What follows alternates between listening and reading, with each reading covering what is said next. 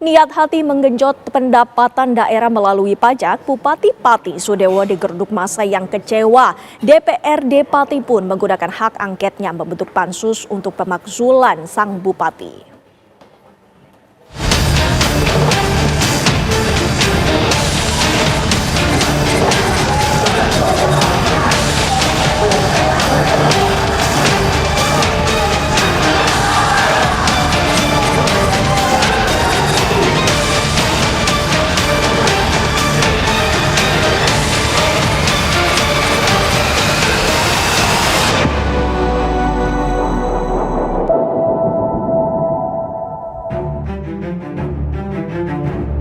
Hiruk-pikuk penolakan kenaikan pajak 250% di Kabupaten Pati berujung pada unjuk rasa 100 ribuan warga Pati pada Rabu 13 Agustus kemarin. Meski Bupati Pati Sudewo telah menyampaikan permintaan maaf dan mencabut kebijakan kenaikan pajak, namun warga kadung kecewa dan marah. Unjuk rasa warga ini pun tidak lagi sekedar menuntut pembatalan kenaikan pajak, namun juga mendesak sang bupati yang belum genap setahun ini untuk mundur dari jabatannya. DPRD Pati pun memutuskan untuk menggunakan hak angketnya usai didesak massa, sebagai bagian dari proses pemakzulan Sudewo. Mungkinkah sang bupati dapat dilengsarkan secara politik melalui pansus DPRD Pati? Ataukah sebaliknya akan ada kesepakatan politik demi mempertahankan Sudewo?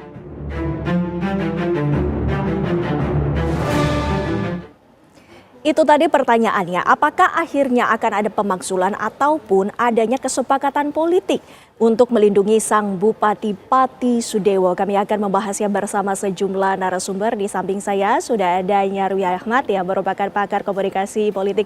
Selamat malam, Mas. Malam ini. Ya, dan juga telah terhubung bersama kami Pak Teguh Bandang Waluyo yang merupakan Ketua Pansus Hak Angket. Selamat malam, Pak Teguh.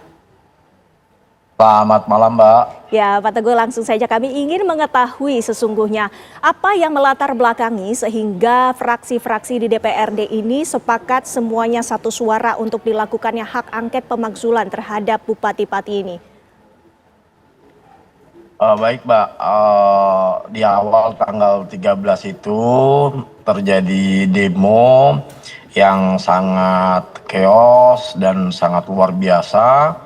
Sehingga kami teman-teman fraksi untuk meredam suasana dan kami harus ambil alih kondisi seperti ini sehingga beberapa fraksi mengusulkan untuk dilakukan rapat paripurna ketika itu juga dan kita merubah jadwal paripurna. Setelah jadwal paripurna langkah kita terus kita melakukan rapat hak angket dan disetujui oleh tujuh fraksi. 7 fraksi sudah menyetujui semua sehingga terbentuklah pansus dan alhamdulillah kita juga sudah menjalankan rapat 2 hari. Selama ini sudah jalan 2 hari pembahasan di pansus, Mbak. Mas Nyarwi, kita ketahui bersama bahwa tadi sudah direspons oleh DPRD. Apakah respon cepat ini dari DPRD menunjukkan bahwa ada situasi yang darurat yang ingin disampaikan oleh masyarakat sebagai aspirasinya, Mas Nyarwi? Ya, apa yang dilakukan DPRD saya kira sudah tepat ya. Karena apa? Karena memang fungsi representasi dari DPRD itu kan juga mengartikulasikan apa yang menjadi suara dan harapan masyarakat, kan gitu. Tetapi memang kalau kita ngomong pemerintah daerah itu kan berbeda dengan pemerintah pusat ya. Dalam undang-undang itu kan sering disebutkan pemerintah daerah itu kan tidak hanya kepala daerah ya, termasuk dalamnya juga DPRD kan gitu. Nah, khusus untuk hak angket dan seterusnya sampai pemakzulan itu juga saya kira ada beberapa tahapan mekanisme. Tapi sudah tepat saya kira, misalnya kalau kita lihat ya bahwa ada demo-demo yang itu natural gitu.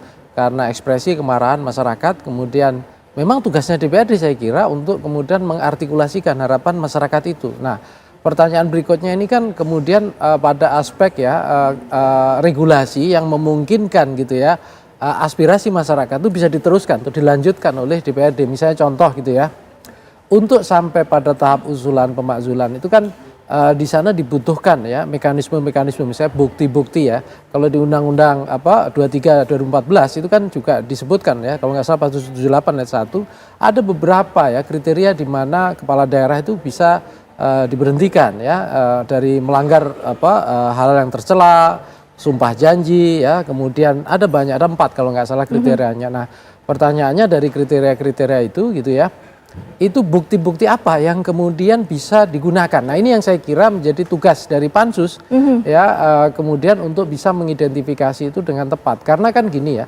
memang nanti akan diusulkan ke Mahkamah Agung, tetapi kan data dan fakta, nggak hanya persepsi ya. Iya. Kalau kita bicara bahwa bupati sudah tidak layak, itu kan persepsi kan gitu. Iya, iya. Bupati sudah katakanlah tidak sesuai dengan aspirasi, nah itu kan persepsi ya. Tetapi kan ada sebelumnya kan proses keterpilihan yang istilahnya melalui mekanisme yang sah juga.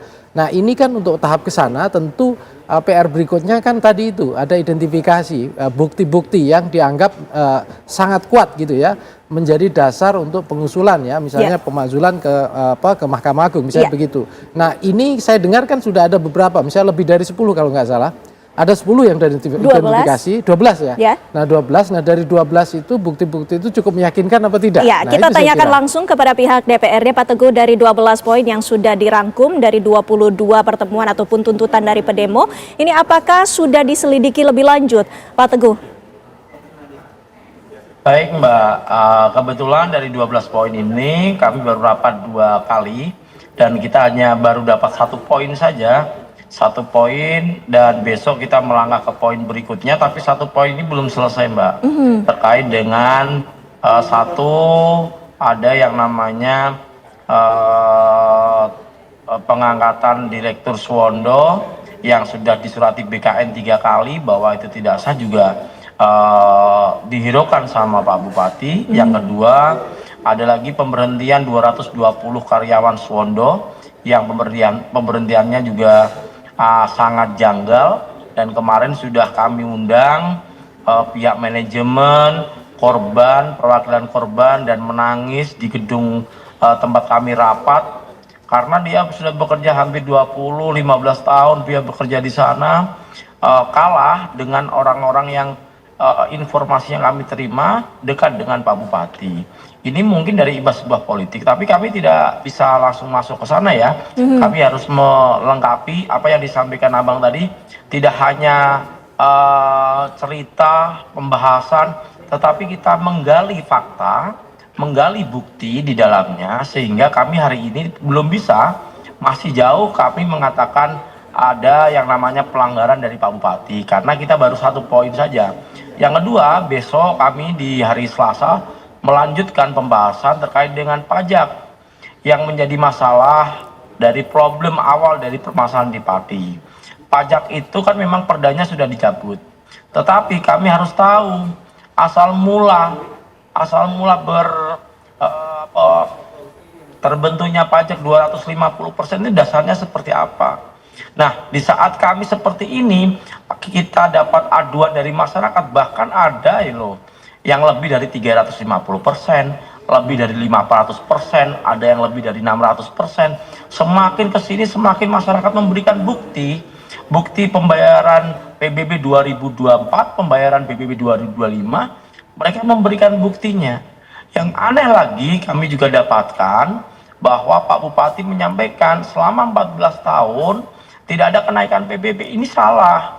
Ada kenaikan PBB yang Bupati sebelumnya memang menaikkan, tetapi tidak signifikan seperti itu karena beliau tahu kondisi wilayah Pati, beliau tahu kondisi masyarakat Pati. Bupati yang lama kenaikannya 20%, 15%, seperti itu. Karena kondisi masyarakat dia tahu Mbak, betul Mbak. Ya, Pak Teguh, dari poin-poin tersebut yang sudah Anda sampaikan tadi, apabila memang terbukti, apakah mengerucut kepada pemakzulan? Dan siapa saja mungkin di fraksi DPRD ini yang menyetujui pemakzulan tersebut? Kami belum bisa menyimpulkan ya Mbak, karena ini masih jauh karena kami baru 1-2 poin yang baru kita kerjakan, dan poin 1 aja belum selesai. Kita juga mau mencoba poin kedua. Masih jauh kita bisa menyimpulkan Pak Bupati ini mengarah ke pemakzulan atau tidak kami belum bisa. Tetapi yakinlah bahwa 7 fraksi yang ada di DPRD Pati sangat mendukung adanya pansus ini. Kenapa demikian? Karena mereka sepakat kita rapat pansus terbuka, siapapun boleh menunggu kita, siapapun ikut live, siapapun masyarakat bisa masuk, yang penting tertib dan masyarakat bisa menilai fraksi mana partai apa yang tidak bersuara, fraksi mana partai apa yang menghalang-halangi adanya pembahasan di dalam pansus. Baik, Mas Nyarwi, menanggapi tadi pernyataan dari DPRD ataupun dari Pansus sendiri, apakah Anda melihat bahwa dengan diadakannya hak angket ini dari Pansus, ini memang mengarahnya ke pemakzulan, ataukah masih ada upaya-upaya yang bisa dilakukan oleh Bupati Pati untuk mungkin melobi pihak-pihak agar dirinya ada kesepakatan politik di balik itu? Ya, Pansus dan juga keputusan pada sampai pemakzulan, ini kita nggak hanya ngomong angket ya, tapi sampai pemakzulan, itu biasanya kan itu keputusan politik. Kalau keputusan politik tentu saja biasanya tidak lepas dari peran-peran elit. Ya, ini kan ada dua hal ya, Windy ya. Yang satu adalah aspirasi dari masyarakat yang merasakan, dalam tanda petik ya, merasakan gitu ya, apa saja yang menjadi kebijakan dari Pak Bupati Sudewo ini gitu. Terus yang kedua adalah persepsi ya dari elit-elit ya. Elit-elit itu bisa elit nasional, bisa juga yang ada di Kabupaten Pati. Yang tentu yang paling dekat adalah yang di Pati, yang sering didatangi masyarakat tentunya ya, untuk menyampaikan aspirasinya. Nah, tetapi kan ini tidak hanya bicara persepsi politik ataupun hanya sekedar menyampaikan aspirasi. Di sini kan ada mekanisme dan prosedur. Nah, tantangannya adalah ini, bagaimana menunjukkan apa yang dianggap sebagai persepsi itu, kemudian ya berbasis pada bukti-bukti ini. Nah, kalau misalnya bukti itu sangat kuat ya dan sulit terbantahkan, ada hal yang dilanggar berdasarkan undang-undang ya 2014 itu 2314, maka sangat mungkin saya bilang secara prosedural prosesnya sampai level pemakzulan. Tetapi di sini kan harus ada proses yang dilewati. Misalnya pemeriksaan oleh Mahkamah Agung. Ya, tentu di sana juga Mahkamah Agung saya kira juga bisa bekerja berdasarkan objektif, pandangan objektif, tapi bisa juga berdasarkan pandangan subjektif kan gitu. Nah, di sana juga ada misalnya proses yang terjadi ya, pemeriksaan pengusulan itu dipertimbangkan oleh Kemendagri. Nah, di sini kan juga ada faktor politik tentu antara pertimbangan presiden, kementerian gitu ya, dengan bobot-bobot yang dianggap sebagai bentuk pelanggaran tadi. Nah, memang di sini saya kira ya ada dua arus yang saling katakanlah nantinya akan bertumbukan atau saling berkompetisi.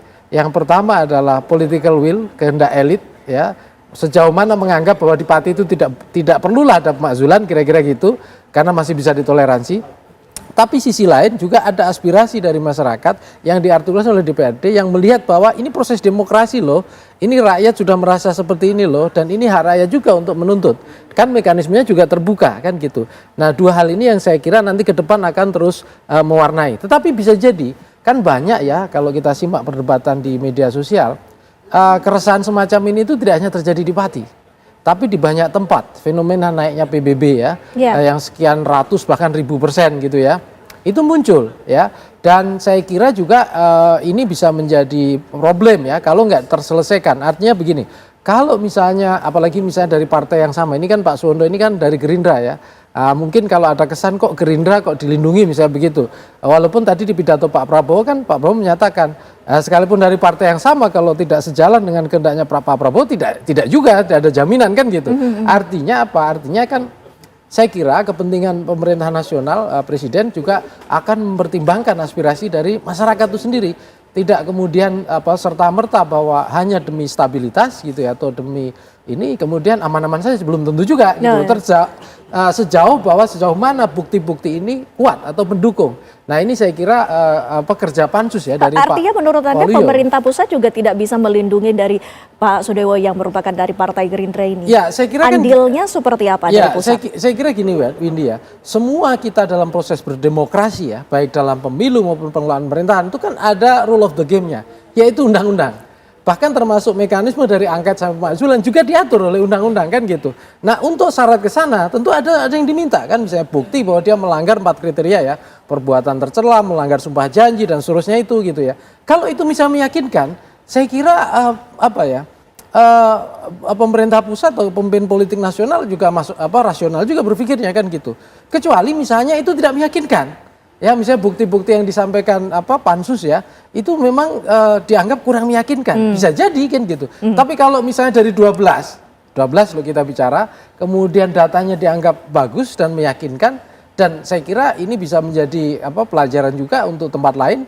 Ya saya kira juga itu keran itu sangat terbuka untuk ke arah ke sana. Dari 12 tersebut, Pak Teguh, apa yang menjadi pertimbangan dari DPRD untuk mengambil ataupun merangkum kesimpulan 12 poin tersebut dan tidak hanya satu seumpama hanya di bagian pajak PBB 250% itu saja, Pak Teguh? Baik Mbak, semula muncul 12 poin ini, ada awalnya 22 poin dari masukan dari masyarakat maupun dari teman-teman fraksi, sehingga terus kita simpulkan, kita bahas dengan teman-teman pansus, dan kebetulan kita didampingi oleh akademisi sehingga kami tidak ceroboh, tidak mau main-main karena ini dipantau oleh masyarakat, sehingga tahapan kami kita pelajari dulu Mbak. Tahapan kami betul atau tidak, tahapan kami salah atau tidak. Setelah tahapan selesai baru kita membahas ke poin-poinnya. Poin-poin itu awalnya 22 poin, sehingga kita rangkum menjadi 12 poin. Maksudnya 12 poin ini adalah poin-poin yang dimana bobot dari suatu permasalahan kebijakan bupati yang menilai teman-teman pansus kiranya ini berat sekali. Nah itu yang menjadi bobot penilaian kami Mbak terkait dengan kebijakan dulu Mbak. Baik, bobot penilaian itu pula yang juga akan menjadi perhatian dari masyarakat Pati. Khususnya tadi juga disampaikan bahwa ada efek domino nih ke daerah-daerah lainnya bila ini nantinya akan menjadi permasalahan dan juga terjadinya pemakzulan. Nanti dijawab Mas Nyarwi, bagaimana pendapatnya usai jeda pariwara berikut ini. Pemirsa, kami masih akan kembali. Pemirsa, kita lanjutkan dialog kami. Mas Nyarwi, tadi juga sempat disinggung bahwa kenaikan PBB P2 ini tidak hanya terjadi di Pati, tapi ada beberapa daerah juga menaikkan pajaknya. Ini ada ketakutan adanya efek domino, ini menurut Anda seperti apa? Ya menurut saya sangat mungkin ya Windy. Karena kan gini ya, sekarang ini kan pemerintah pusat lagi bekerja keras ya mengatasi defisit anggaran, constraint finansial, fiskal dan seterusnya gitu ya. Dan tentu pemerintahan Pak Prabowo ini kan butuhkan konsentrasi ya. Tadi kalau kita simak pidato kenegaraan itu kan ya kita demokrasi, tapi demokrasi ala Indonesia bukan demokrasi yang asal gontok-gontokan, kan ada kata itu kan. Nah bayangkan kalau misalnya ya kegaduhan atau proses demonstrasi ya tuntutan semacam ini nggak hanya muncul di Pati ya, atau muncul di Pati tapi nggak terselesaikan dengan baik, nggak diatur masyarakat, kemudian nggak berhenti. Karena Suwondo ini Ketua Pansus ini saya kira juga paham ya, masyarakat Pati itu yang saya pahami itu masyarakat yang tidak mudah lelah berdebat dengan penguasa. Artinya apa? Artinya energinya besar, punya literasi politik yang sangat tinggi juga gitu ya. Jadi kalau proses ini nggak terartikulasikan dengan baik, nggak terselesaikan dalam arti melalui mekanisme ya, prosedur demokrasinya, misalnya ya tadi yang saya sampaikan ya, apa yang kemudian diharapkan, kemudian proses kalau seandainya dari angket kemakzulan, bukti dan seterusnya disiapkan, diartikulasikan sampai Mahkamah Agung ya dan seterusnya, maka saya kira juga tuntutan itu dugaan saya nggak berhenti, akan muncul terus. Nah kemudian kalau kegaduhan seperti ini di daerah lain juga ada fenomena serupa, saya kira itu sangat mungkin ya munculkan efek domino. Dan kalau itu terjadi, saya kira pemerintah pusat akan terpecah konsentrasinya kan menginginkan daerah itu menjadi mitra bagi pemerintah pusat untuk pembangunan kan gitu. Di tengah efisiensi, di tengah kesulitan katakanlah tantangan-tantangan hari ini ya di constraint fiskal dan seterusnya. Apalagi misalnya ketidakmampuan hari ini kan banyak yang harus direm ya. Nah ini yang saya kira tentu membutuhkan ketenangan. Nah kalau muncul berbagai gejolak dan itu akan saya kira menyulitkan ya, dalam tanda petik paling nggak mengurangi energi yang dibutuhkan Pak Prabowo untuk mencapai asta-cita itu kan gitu. Nah ini yang saya kira tidak diinginkan oleh elit-elit yang ada di pemerintah pusat. Saya kira itu. Bagaimana mengartikulasikan aspirasi dari masyarakat itu yang menjadi penting. Nah, Pak Teguh, kami juga ingin mengetahui apakah ini artinya memang ada tekanan dari masyarakat sehingga akhirnya dibentuklah pansus dari hak angket ini, dan juga apakah dibutuhkan transparansi sehingga tadi literasi politik dari masyarakat Pati ini yang memang sangat tinggi ini tidak ada kecurigaan terhadap DPRD, Pak Teguh. Baik Mbak, kaitan tekanan masyarakat terkait dengan kasus ini memang besar. Terus terkait dengan transparansi juga sangatlah besar. Dilihat dari mana? Dilihat dari masyarakat pas kita melakukan rapat pansus, banyak yang hadir. Terus saya tanya itu yang sudah bikin live itu. Ternyata dia melihat ada penontonnya ada yang 5.000, 4.000. Ini kan luar biasa banyaknya. Bahkan ada yang nonton bareng, Mbak. Yang nonton bareng terkait rapat pansus kami, gitu loh. Nggak hanya nonton bola ya, tapi terkait dengan pansus ini mereka mengamati betul, Benar nggak DPR ini menjalankan tugasnya? Benar tidak DPR ini berjalan dengan realnya, gitu, Mbak. Ya, Pak Teguh, ternyata betul bahwa masyarakat dari Pati itu betul-betul memantau setiap detiknya, setiap gerak-gerik dari DPRD jika kita bisa mengambil kesimpulan seperti itu. Ini artinya ada harapan besar di tubuh DPRD ini dari masyarakat Pati. Apa Anda melihatnya seperti itu? Ya, DPRD itu kan juga bagian dari fungsi representasi ya dalam institusi demokrasi kita. Ya, walaupun dalam keberadaan sebagai dalam sistem pemerintahan Republik Indonesia, dia ini pemerintah daerah, bagian dari pemerintah daerah, gitu ya. Tapi jika tidak sesuai dengan keinginan masyarakat, lantas apa yang terjadi? Nah, pintunya tentu kan DPRD tadi, kan gitu. Nah, di sini saya kira dinamika yang terjadi ya dalam konteks Pati, kuncinya ada di DPRD. Kalau misalnya, dan saya kira teman-teman di DPRD nggak berani mengambil risiko juga. Saya kira pemilih mereka kan dekat ya, kayak punya Pak Teguh ini pasti masyarakat juga ngelihat nih Pak Teguh ini benar nggak dengan teman-temannya ya menyuarakan suara kita. Kalau nggak bisa jadi nanti dalam pemilu berikutnya dapat sanksi dalam tanda petik dari masyarakat kan gitu. Karena ini juga menjadi resiko juga bagi anggota DPRD yang ada di sana kan gitu. Sehingga saya yakin gitu ya tentu sangat sulit ya bagi DPRD untuk keluar dari sorotan masyarakat. Tadi disampaikan misalnya memantau melalui media sosial. Ya tentu itu juga salah satu saluran atau media. Tapi kalau kita lihat masyarakat itu sendiri kan kehidupannya juga daya jangkaunya dekat dengan kehidupan elit-elit ini termasuk para anggota DPRD. Bisa jadi bertamu ke rumah Pak Teguh dan teman-temannya tiap saat gitu kalau misalnya aspirasinya tidak disampaikan. Dan saya kira itu apalagi menyangkut isu yang banyak lah. Contohnya di sini yang paling menonjol ya itu kan pajak ya PBB ini.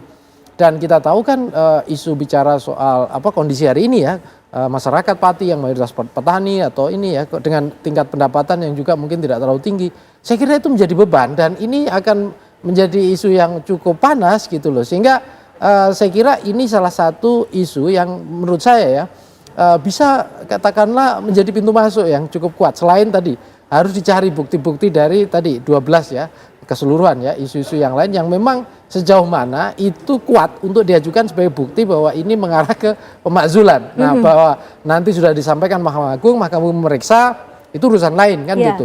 Tapi tugas DPRD saya kira di sana adalah menyampaikan dan mengidentifikasi, mencari bukti ya. Tadi sudah bagus kalau misalnya didampingi beberapa akademisi, kemudian sangat hati-hati sehingga kerjanya memang kerja DPRD secara profesional menjalankan undang-undang bukan sekedar katakanlah kan ada tuh suara-suara. Nah ini kan ada pihak yang menumpangi. Nah ini saya kira juga kritik atau katakanlah ya stigma yang bisa dialamatkan kepada pihak-pihak yang bekerja menyampaikan aspirasi masyarakat ini di tim pansus ini. Tapi kalau dia bekerja profesional saya kira tidak. Dengan basis dan data bukti dengan mengikuti prosedur ya kan sudah dilalui kan gitu. Soal keputusan berikutnya nanti lain lagi kan gitu. Kalau artikulasi suara ini nggak disampaikan, nggak diwujudkan ya, nggak dikelola dengan baik, nah itu bisa munculkan gejolak-gejolak baru. Iya. Dan daerah lain bisa jadi akan terus melihat Pati kan gitu. Iya. Pak Teguh, kami juga ingin mengetahui apakah dari Pansus sendiri dan juga DPR memiliki target kapan sedianya hal ini juga akan menghasilkan rekomendasi, Pak Teguh. Baik Mbak, kalau berdasarkan aturan kami kan harus bekerja maksimal 60 hari. Tetapi kami tidak bisa nih dikejar harus panjang waktunya, nggak bisa. Kami juga tidak bisa minta waktu pendek karena pendalaman materi harus mengumpulkan data, harus menyandingkan data dengan fakta lapangan, terutama dengan data ini betul tidak, ketemu dengan korban ini betul tidak. Kita harus sandingkan itu karena kami sekali lagi tidak mau ceroboh dan tidak mau main-main. Sekali lagi yang disampaikan tadi Masnya betul sekali Mas, kami ini langsung berhadapan dengan masyarakat. Bahkan Mas, pintu rumah saya kemarin itu aja ada yang milak ditulisi, jangan sampai masuk angin. Seperti itu Mas, kondisi di tempat kami begitu loh. Sehingga kami tidak mau Mas mengorbankan amanah rakyat kepada nasib kami hal seperti ini begitu. Sehingga betul-betul kami serius atas petunjuk pimpinan DPR kami, juga kami terbuka kepada masyarakat, kita juga menyampaikan kondisinya. Sekali lagi tahapan harus kita lalui, kita tidak mau main-main, dan ini resikonya kami sebagai politisi yang di daerah, kalau memang ini jadi problemnya di pansus, berarti kami ini yang nanti mengkhianati rakyat kami begitu Mas, Mbak. Baik. Mas Nyarwi, apakah menurut Anda dalam proses yang saat ini tengah berlangsung, adakah pihak-pihak yang bisa intervensi? Ya, begini, kalau dalam proses mekanisme di awal ini saya kira sulit diintervensi. Kenapa? Karena hak otoritasnya ada di salah satunya ya, paling utama di pansus ini, dia harus bekerja dulu, mencari bukti dan seterusnya gitu ya. Kemudian ya tadi, kemudian menyiapkan bahan-bahan yang bisa diajukan ke proses tahapan berikutnya. Yang anggap saja tadi targetnya pemakzulan. Nah, kecuali nanti bisa jadi ya pemeriksaan-pemeriksaan yang terjadi di Mahkamah Agung. Tapi saya yakin ya, tidak mungkin ya sekarang ini Pak Prabowo kan selalu menekankan ya, penegak hukum harus kerjanya benar, kira-kira kan gitu. Saya kira juga tidak sembarangan juga. Artinya katakanlah dengan gegabah, kalau buktinya sangat kuat kenapa ditolak kan gitu, misalnya begitu. Jadi saya kira intervensi itu juga sampai hari ini dugaan saya masih kecil ya. Mengingat saya kira Pak Prabowo sendiri punya pertimbangan bahwa Indonesia itu butuh demokrasi yang tidak gontok-gontokan gitu, yang kira-kira ya agak tenang. Kenapa kita agak sabar lah kira-kira gitu, karena apa yang pengen dicapai jauh lebih besar gitu loh. Nah, ini yang saya kira menjadi pertimbangan juga ya, sehingga intervensi tidak dilakukan dengan gegabah, dengan misalnya katakanlah membungkam gitu ya, karena saya yakin elit-elit yang ada sekarang itu kan elit yang dididik dalam lingkungan demokrasi, dalam sistem yang sudah dikembangkan pasca reformasi. Dan apalagi di era medsos ya, itu tentu akan memunculkan sentimen-sentimen negatif yang susah dibendung. Ya, dengan adanya berbagai tekanan dari publik dan juga dipantau terus oleh masyarakat dan memantau bagaimana perkembangannya, Pak Teguh, kami ingin mengetahui bagaimana komitmen dari DPRD dan juga Pansus untuk menyelesaikan permasalahan ini. Baik Mbak, kami komitmen dari DPRD dari awal sudah terlihat adanya 7 fraksi ini sudah komitmen mengajukan semua, termasuk partai yang mengusung maupun mendukung Pak Bupati sebelum pilkada. Beliau sudah komitmen, dan kami partai-partai di kami kebetulan Partai PDI Perjuangan adalah partai penguasa, kursi terbanyak di Kabupaten Pati. Kami juga berkomitmen untuk menjaga marwah partai kami, karena itu adalah amanah dari Ketua Umum kami. Jangan tinggalkan masyarakat, kita harus turun ke bawah, itu perintah partai Ketua Umum kami Mbak. Sehingga apa kata masyarakat harus kita dengarkan saat ini Mbak. Nggak berani kami mengkhianati hati rakyat Mbak, karena hati rakyatlah yang bisa menjadikan kami seperti ini Mbak. Betul Mbak. Baik, kita juga akan terus memantau bagaimana perkembangannya. Terima kasih Pak Teguh, terima kasih Mas Nyarwi, waktunya bersama kami di Apa Kabar Indonesia Malam. Sehat selalu Bapak-Bapak.